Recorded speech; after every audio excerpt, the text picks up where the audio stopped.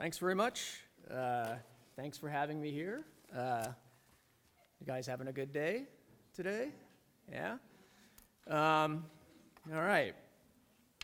Well, so what I'm going to talk about today is about the end of World War I, which we're hitting the 100th anniversary of this weekend.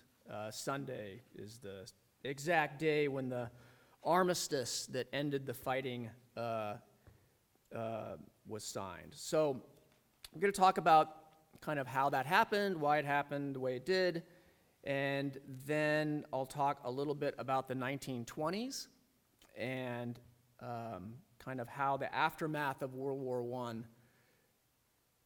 I lay some of the groundwork for World War II.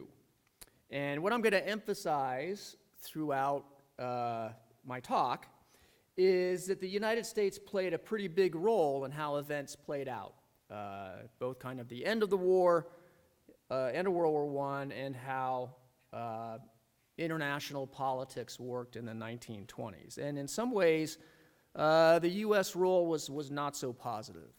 But first, just some basics on the war itself, although I gather you've gotten some overview of it, but that's okay. We could just kind of go over it again quickly. World War I broke out in August 1914. There's two main sides to it, which is the Central Powers made up of, that's the thing. Let's see. Oh, there it is. Germany and Austria-Hungary are the Central Powers, and they're fighting Britain, France, and Russia. Britain, France, and Russia were called the Allies. Germany and Austria-Hungary, the Central Powers. There's other nations that joined in the fighting later. Italy joined the war in 1915. Japan became part of the war as well, and so did the Ottoman Empire. They joined on the German side. But the main combatants were the Allies, Britain, France, and Russia against Germany and Austria-Hungary. So at the outbreak of the war, what the Germans did was invade France through Belgium. So they kind of come through this way. They marched in. There's a series of big battles in northern France. The French were able to stop the Germans, and they kept their army intact. And so by November 1914, just a few weeks after the war had started, it's pretty much a stalemate. There's like a line of trenches roughly along here. So the Germans occupy Belgium, and they occupy this chunk of northern France, and then there's these trenches that didn't really move very much for the next 4 years. So that's the Western Front, is northern France, basically. In the east, there's more movement back and forth. The Russians invaded this part of Germany. The Germans pushed them back. There's fighting between Austria-Hungary and the Russians. So there's more movement back and forth on the Eastern Front. But by early 1917, Germany and Austria-Hungary occupied pretty much all of Russian Poland. This part of Poland was part of Russia. They occupied chunks of territory. So by early 1917, about 2.5, less than that, really, about a year and a half into the war, the Germans and the Austro-Hungarian Empire had kind of gotten the upper hand on the Eastern Front. The United States joined the war on the Allied side, on the side of Britain and France, in April 1917. And they did so because German submarines attacked several American merchant ships that were engaged in international trade with Great Britain. And so that's what brought the United States into the war in April 1917. So about a year and a half or so after the war had started. So soon after the United States joined the war, in the roughly kind of the spring and summer of 1917, things started to go pretty badly for the Allies. A little bit of a blurry map, but so this is what the situation looks like in the summer of 1917. And all the pink area is Germany, Austria, Hungary, its allies, Ottoman Empire, what's called today Turkey's an ally. And they occupy these brown areas, are areas that they occupy. And they occupy, again, Belgium and northern France. So you can see they're doing pretty well in the summer of 1917. And things got better for them. In May to June 1917, there were some mutinies in the French army. The French were pretty exhausted by this point, and soldiers began to refuse to fight. They began to refuse to carry out attacks against the German trench lines. In March 1917, there was a revolution in Russia, largely driven by people who were fed up with the war. And in July, the new government in Russia tried a big attack against the Germans, which didn't go very well. And that led to these sort of blue lines here showing desertions and retreats. That's happening in the summer of 1917 in Russia. Toward the end of the year, in November 1917, a radical group called the Bolsheviks, and they later changed their name to the Communist Party. In November 1917, the Bolsheviks took power in Russia, and they promised to take Russia out of the war, which they did. They opened up peace negotiations with the Germans soon after they took power in November 1917. The peace talks started in December and went on into January and February. And when the Bolsheviks at one point kind of hesitated to sign a peace treaty with the Germans, when they started to kind of change their minds, the Germans launched a big attack against them and basically forced them to sign a peace treaty. And the peace treaty was signed in March 1918, and it's called the Brest-Litovsk Treaty. I bet not many of you have heard of that treaty, right? Yeah, well, this is Germany winning the war on the Eastern Front. I mean, the Russians left the war. They signed a peace treaty with the Germans, and it's basically a treaty of conquest. The Germans insisted on taking these territories and turning them into sort of German-controlled sort of satellite states that pretty much just took orders from Germany. So that's a lot of territory and resources they got with the Brest-Litovsk Treaty.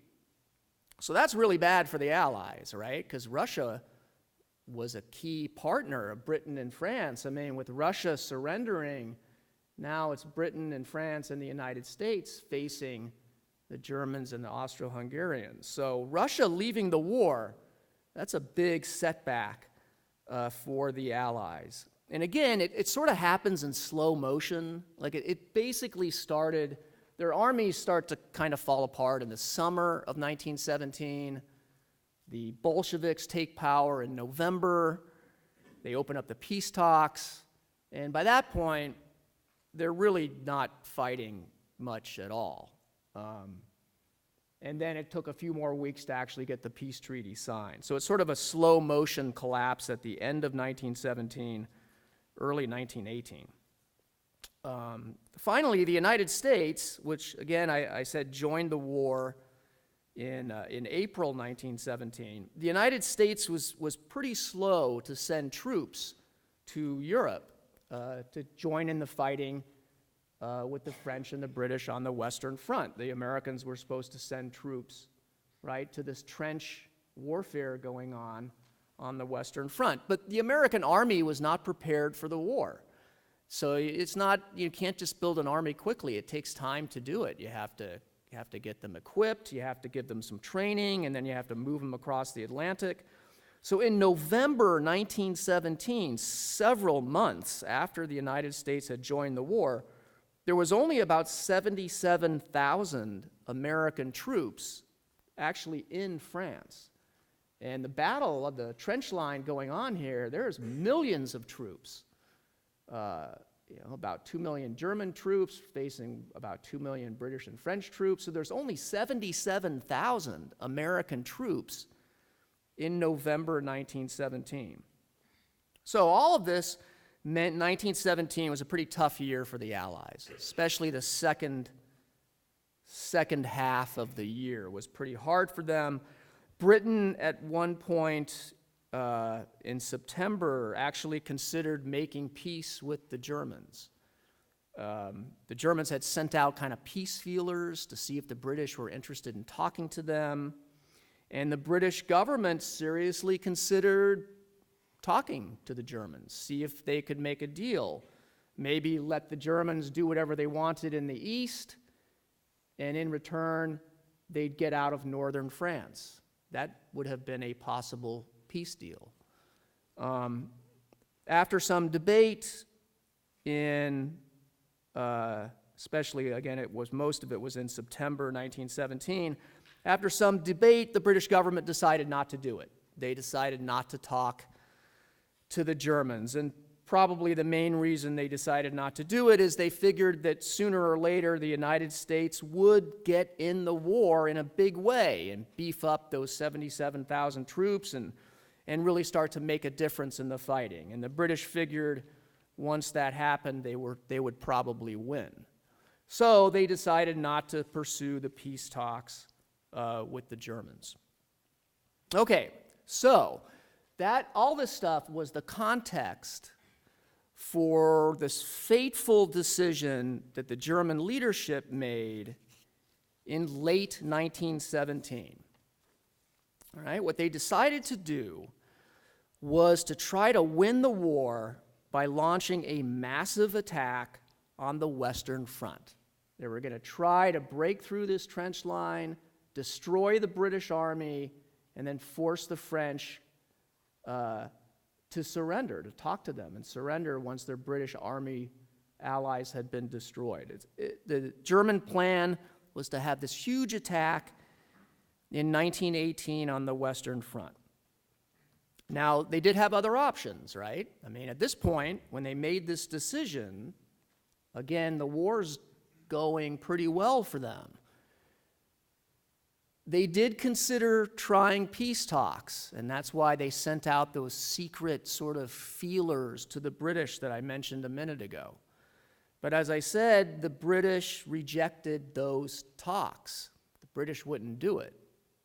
So, peace talks are not an option. The other option would have been to just do nothing and just stay on defense and just sort of sit there and hope that you can win because you control all this territory. The problem with that option, from the German point of view, is that they figured that eventually the United States would show up in force with lots of troops and would just overwhelm them and defeat them with just massive amounts of American resources. So that didn't look like a good option either. That looked like an option that was just going to lead to defeat. So they're left with, well, let's do an attack. Let's do a massive attack. We got a shot here. We can move. We've defeated Russia. Let's move troops from the east, move them to the west, and get there before the Americans get there.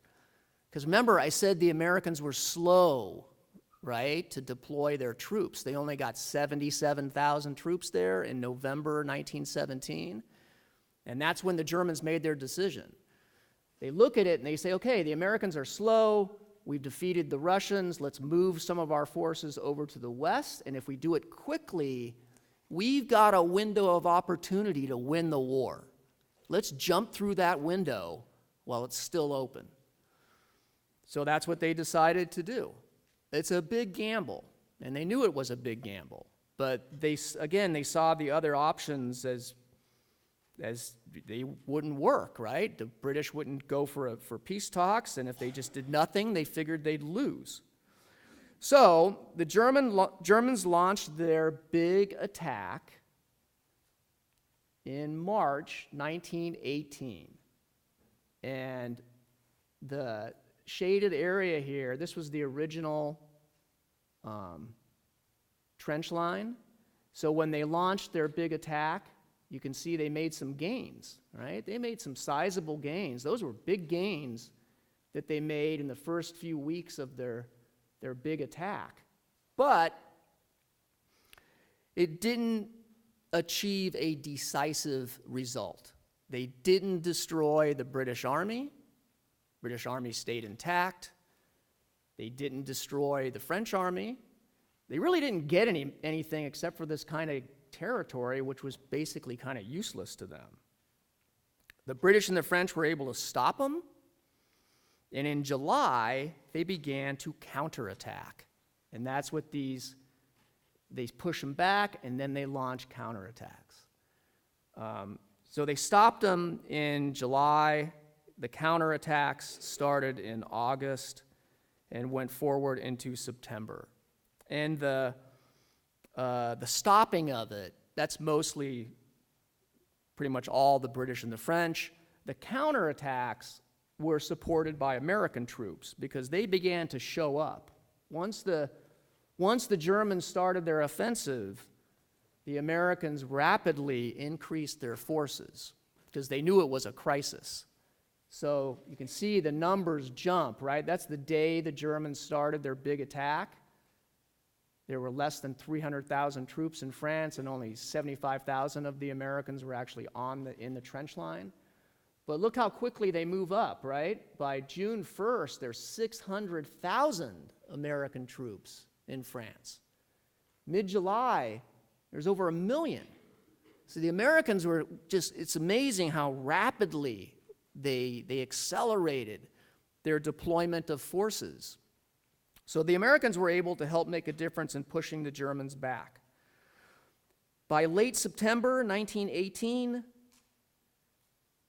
German soldiers were retreating in force, and they were starting to surrender in larger and larger numbers. And late in the month, the German leadership decided that the war was lost and that they needed to end it, that they needed to get out of it. All right, so keep in mind here, their army's still in northern France, right? They're retreating, right? They're retreating, they're surrendering in larger and larger numbers. They're basically militarily defeated. They're falling apart. But they're still kind of, haven't completely disintegrated. It's like a defeated army that's barely hanging on. So the German leaders decide, okay, we need to get out of the war. We need to end the war. But how to end it? How are they going to end it? It's one thing to decide to get out of a war. It's another thing to figure out, well, how are we going to do that? So here the United States played a big role in sort of how the war came to a conclusion. And the way the U.S. interacted with the process had big consequences for what happened in the peace treaty that ended the war, as well as in the post-war 1920s period. So the key figure for the U.S. was Woodrow Wilson. He was president of the United States during World War I.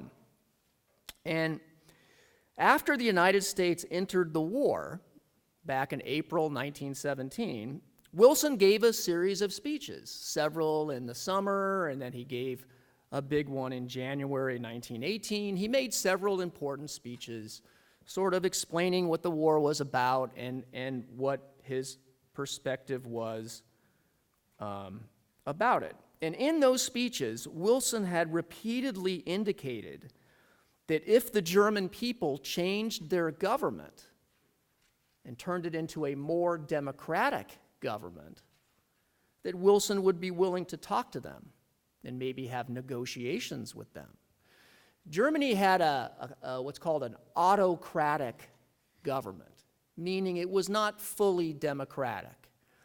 They did have an elected parliament, kind of like Congress, and they had parties. They had organized parties that participated in the elections for their parliament, but the real power lay with their emperor, who was called the Kaiser. And the German military during the war also had a lot of power. So Germany was essentially a kind of military autocratic country. And what Wilson told them in his speeches during the war, he basically said, look, if the German people change their government, if they take away the Kaiser's power and take away the military's power and become more fully democratic, well, we can talk with them.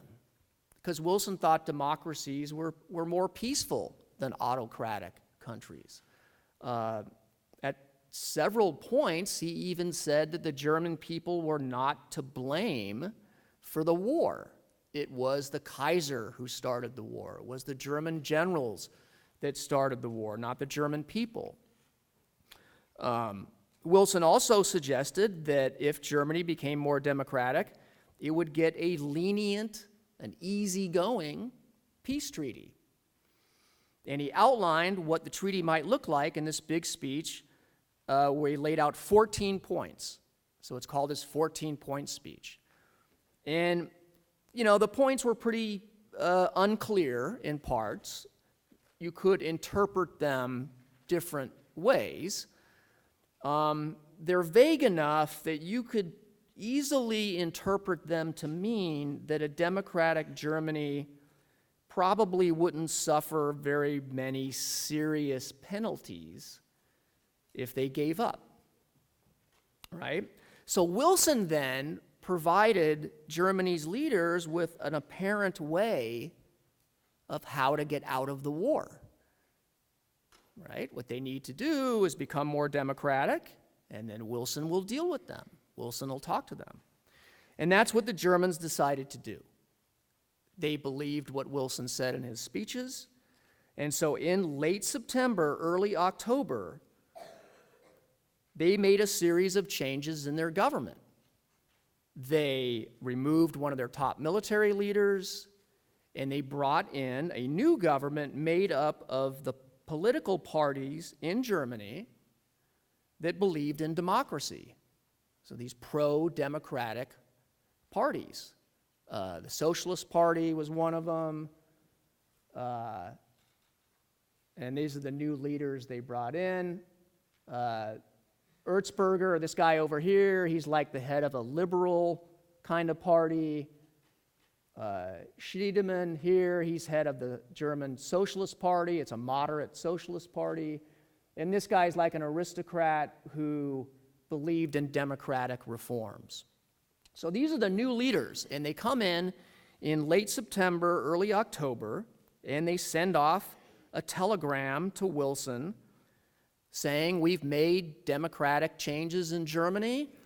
We'd like to have an armistice, an end to the war, based on the 14 points.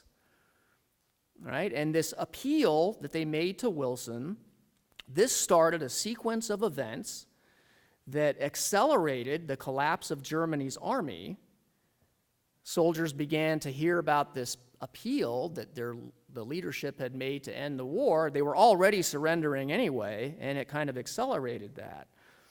And the appeal to Wilson also sparked a full-blown revolution in Germany, where the Kaiser had to leave the country. He fled.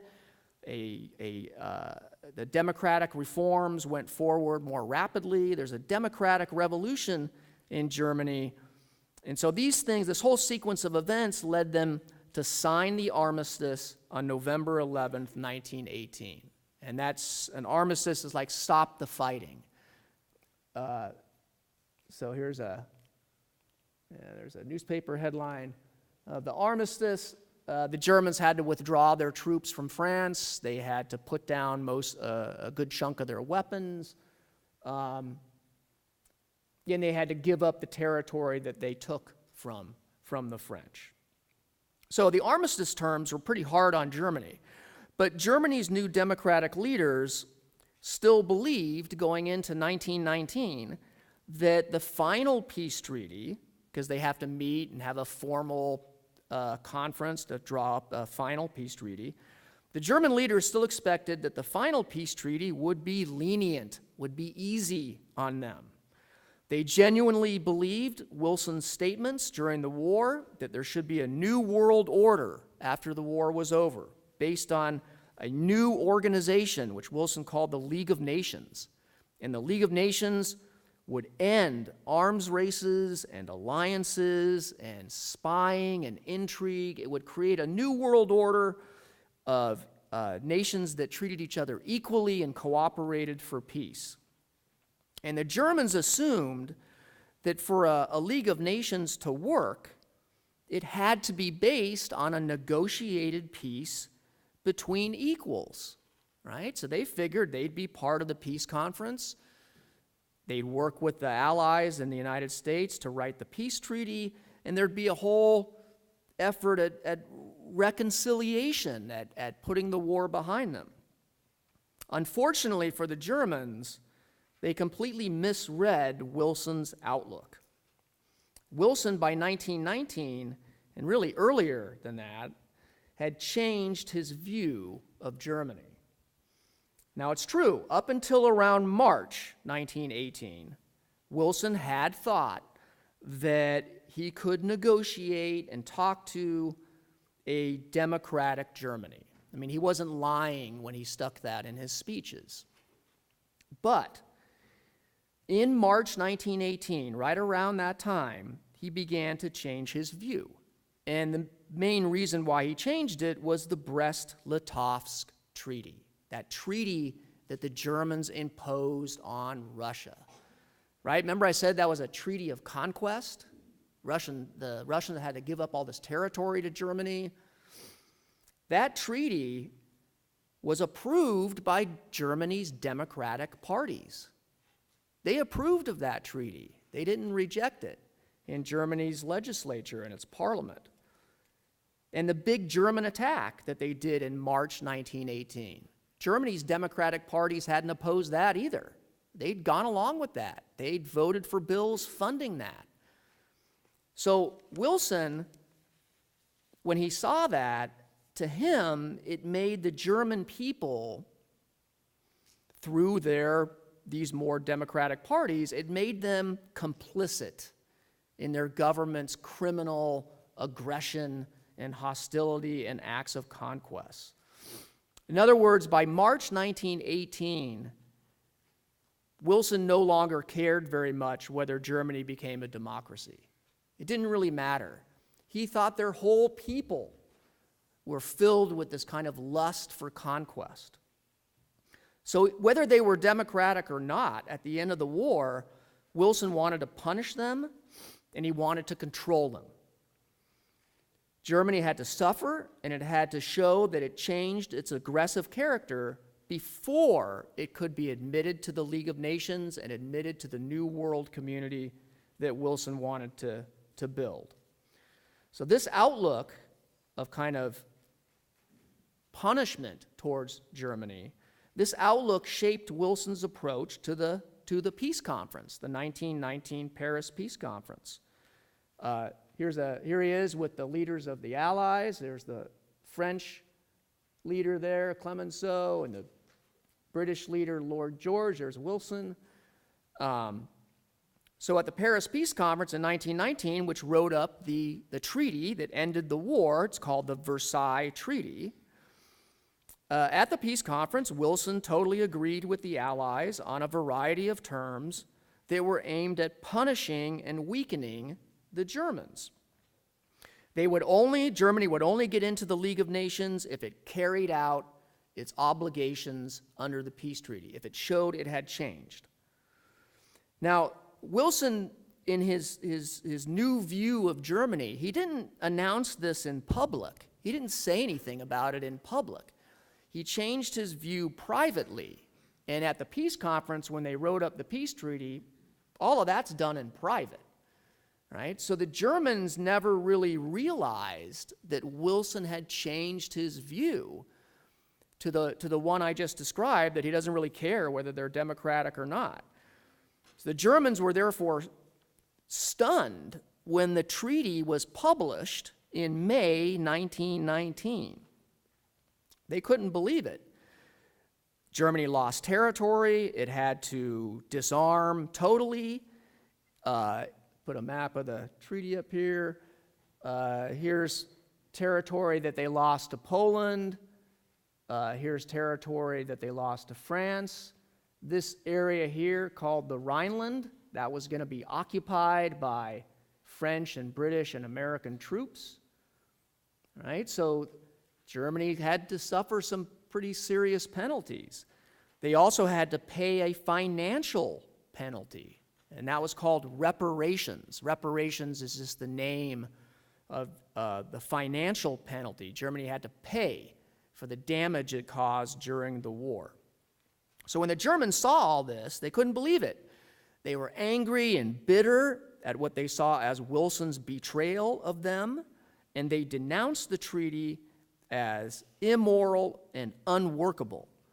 Here's a cartoon from Germany in 1919. That's supposed to be Germany. This is the Versailles Treaty. And there's Wilson, doesn't look so good. There's the French leader, and there's Lloyd-George. So this is how the Germans see the treaty, right? They see this as like, hey, this is not what Wilson promised us. This is completely different.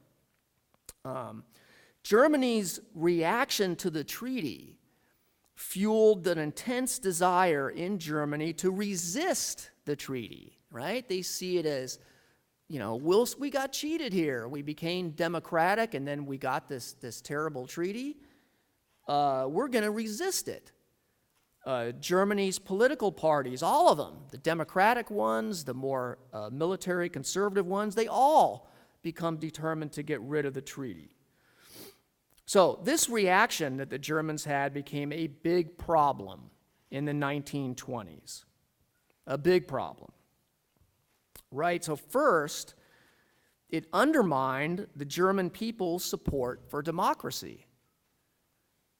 To many Germans who had supported those democratic parties when they took power, right, the treaty made those democratic parties look like suckers because they trusted Wilson. Or even worse, the treaty made those democratic parties in Germany look like traitors. Maybe they just gave up, right? Maybe they stabbed Germany in the back. So support for democracy in Germany dropped dramatically as a result of this sequence of events where Wilson's promising an easy treaty to democratic Germany, the German democratic parties believe him, and then they feel like the treaty was not like that at all. So the winners in German politics were not Germany's democratic parties, it was the militaristic right-wing parties, the ones who hated democracy. They saw their vote go up. There's also a communist party in Germany that also doesn't like the peace treaty for different reasons, and their vote went up. So the democratic center, what you needed for a democratic Germany to work, they never got over 50% of the vote in the 1920s. They could never crack 50% because of what happened with the peace treaty. The second thing, again, is that the hatred of the treaty made German foreign policy in the 1920s and 1930s, early 30s especially, the goal of German foreign policy was to resist the treaty. Just resist it. Just don't do it. And the desire to get the treaty changed or revised, that's the term they used in the 20s, was revise the treaty or get rid of it. It's centered on this reparations issue. Again, reparations was the money that Germany was supposed to pay for damages it caused during the war. The Germans simply refused to pay it. They say, we're not going to pay. You know, if you want to get the money, you want to get the reparations, you're going to have to get it by force. So Germany's outlook on the treaty, its resistance to it, put Britain and France in a very difficult position. The French were desperate to get their reparations, right? Because remember, the whole war was fought in France. This is what northern France looks like after the war is over. France needs those reparations to rebuild. They need those reparations to get back on their feet again. right? So when Germany refused to pay, what the French tried to do was force Germany to pay. And they forced Germany to pay, go back to my other map here, by invading, going from this occupied area, extending it to this area called the Ruhr, where there's a lot of German industry. And what they were going to do was when those factories and coal mines produced things, the French were just going to take it as reparations. So they did that in 1923. The German reaction to that was just to have its workers stop working. So the workers in the factories and the coal mines just stopped producing. They wouldn't work for the French. There's a German cartoon showing the German worker, right? He's got his hands in his pockets. He's just going to refuse to work, and here's the French trying to force him to work. So this effort by the French to enforce the peace treaty, to enforce it and get their reparations, it didn't really work very well. Not only did the Germans find a way to basically avoid paying, they also threw their economy into chaos. And when Germany's economy started to fall apart in 1923, that hurt Europe's economy, hurt the economy also of other countries, even outside of Europe. And it undermined even further support for Germany's democracy inside Germany. So the better policy probably to pursue, instead of trying to enforce the treaty, the better policy, which Britain basically wanted to do in the 1920s, was to change the treaty, revise it, get rid of some of the things that Germany didn't like, lower the reparations, or better yet, cancel the reparations, and engage Germany in talks, in negotiations, over other parts of the treaty that it didn't like losing territory to Poland. And the British idea was if you did that, if you got rid of the reparations, talked to Germany about changing the treaty, revising the treaty, that would get Europe's economy growing, it would get Germany's economy growing, the German people would have more faith in Germany's democracy, and Germany would be more closely tied to the West, to Britain and France. Well, to do this policy, which I do think probably would have been the best policy, to do this policy, Britain and France would have needed the support and backing of the United States. Right? Doing this treaty revision, canceling the reparations, maybe letting Germany have back some of its territory, that's pretty risky, right? From the French point of view, especially. France is sitting there right next to Germany. I mean, revising the treaty, trying to change it, give Germany more of what it wants, that's dangerous for France because it makes Germany stronger, right? It helps Germany to recover. So that's dangerous for France. France would probably only do that if the United States promised to protect it, if Germany ever attacked it again. The other thing that would be needed to be done from the United States is that if you got rid of the reparations, if Germany wasn't going to pay money to Britain and France, if you got rid of that, you'd need the United States to cancel debts, war debts, money that Britain and France owed the United States. During World War I, Britain and France borrowed money from America, borrowed a lot of money. And if they were not going to get their reparations, they didn't want to have to pay the war debts to the United States. So, for a policy of sort of, okay, let's talk to Germany, let's change the treaty, let's get rid of the reparations, for that policy to work, you really needed the United States, as I say, to make a security commitment to France. It had to pledge to the French, hey, we'll protect you if Germany gets strong and attacks you again.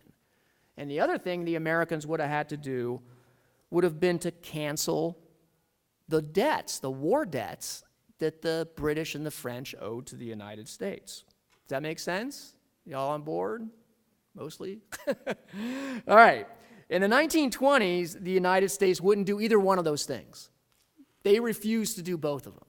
Right? At the end of the war, the United States rejected the Versailles Treaty for various reasons, and the treaty included the League of Nations. So the United States never joined the League of Nations, and the League was a security organization. In the League of Nations, nations promised to protect each other.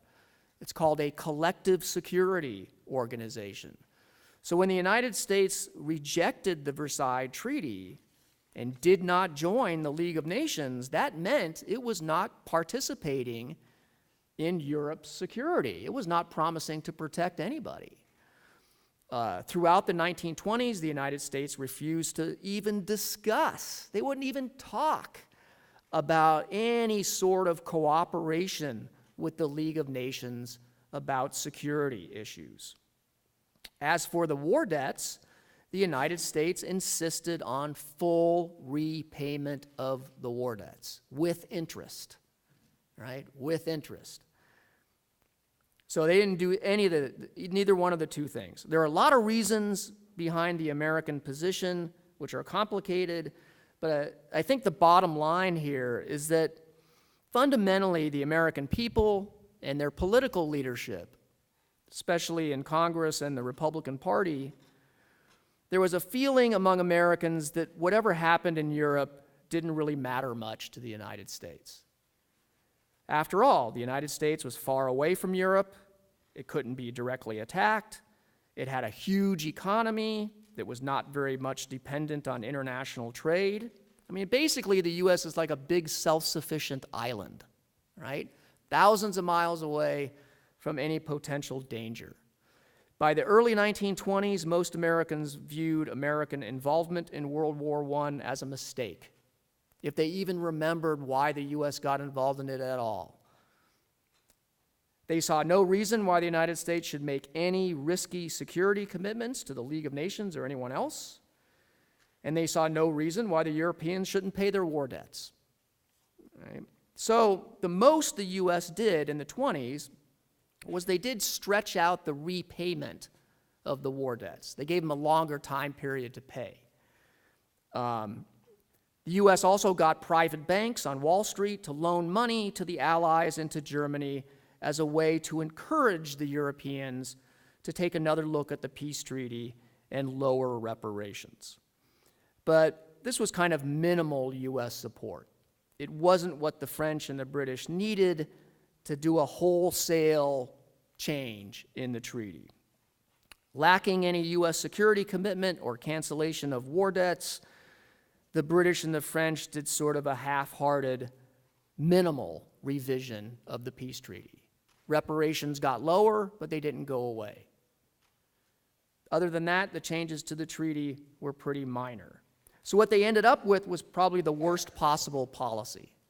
What they ended up with in the 20s was they basically helped Germany recover from the war, but it wasn't enough to make the German people contented and happy. They remained as angry as ever. This is a cartoon from 1929 when they had lowered the reparations again. So you'd think the Germans would be happy, right? Lower reparations, at least the Allies are doing something. But it wasn't enough. Their anger and resentment remained, right? For 3 generations, you'll have to slave away. So here's Germany, right? Here's Germany here being whipped by the peace treaty, basically. So didn't really change Germany's anger. They didn't do enough because they couldn't do enough because the U.S. wouldn't give the backing that they needed, that the Allies needed to do more. The other consequence is most Germans continue to see their democratic government as a failure because that democratic government failed to get rid of the peace treaty. It was still there. So this was the mindset in Germany when the Great Depression hit in 1930. When the Depression hit, wasn't that hard for Adolf Hitler to make big gains and exploit the suffering of the Depression to get into power and establish a dictatorship that aimed to dominate Europe through warfare. So, not a very happy story. The war ended, but it didn't produce a stable world. The war came to a close, but the peacemaking didn't create a viable system that could withstand a shock like the Great Depression. You can't blame the United States for everything that went wrong at the end of the war and in the 1920s. But the United States had a lot to do with it. Basically, it made two big mistakes. The United States should not have encouraged German democracy and then turned its back on Germany's Democrats. That's a policy that was sure to cause problems. Secondly, the U.S. should have recognized in the 20s that a viable structure of peace couldn't be built without America's help. The Europeans were too insecure and their economies too weak to do it by themselves. And the U.S. could easily have done a lot more. The U.S. was by far the strongest and the most secure power in the world. It had the ability to take some chances, take some risks, make some sacrifices on behalf of the common good to build a more cooperative world. But it chose instead to focus on narrow, immediate self-interest, like nickel and diming the Allies over the war debts. Putting America first was the easy, attractive thing to do in the 20s, but it wasn't a very wise thing to do. And that helped pave the way for World War II, although that's kind of another story. So, thanks very much for your attention.